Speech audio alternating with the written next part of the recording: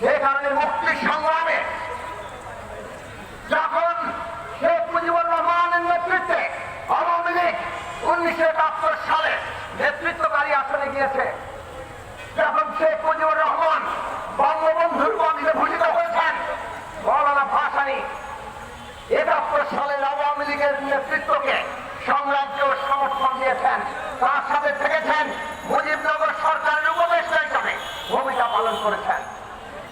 এখন কি সংবিধান তৈরি আর কি এই জনমানুষের অধিকার প্রতিষ্ঠা, প্রত্যেকটি ক্ষেত্রে জনগণের সাথে বিশ্বাসঘাতকতা করেছে। ভাসানী তার বিরুদ্ধে দাঁড়িয়েছেন, জনমানুষের অধিকারের জন্য ভোগা মিছিল করেছেন। সংবিধান যাতে নতুন জনপ্রতিনিধিত্ব আইন, নতুন নির্বাচনের দাবি তিনি করেছিলেন। এই দেশে করে হত্যা নির্যাতন চালু করেছিল, রাষ্ট্রীয়ভাবে বাহিনী গঠন করে ঘরে ঘরে থেকে রাজনৈতিক কর্মী ধরে নিয়ে গিয়ে হত্যা করা হয়েছিল। মওলানা ভাসানী দাঁড়িয়েছিলেন, তৎকালীন সরকারকে হুঁশিয়ার করে বলেছিলেন, দেশে আইন আছে, আদালত আছে, বিচার করো, লাল ঘোড়া চাপড়ে দেশ শাসন করা যাবে না।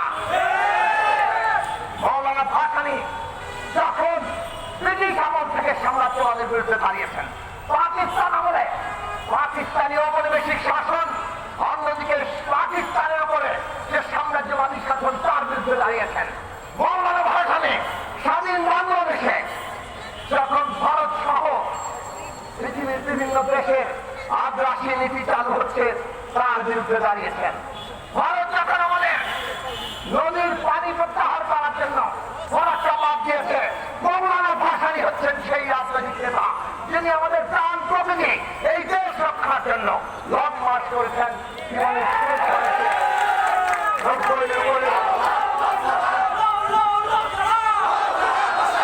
রাজশাহী থেকে কামসাদ পর্যন্ত মিছিলের নেতৃত্ব দিয়েছেন মওলানা ভাসানী।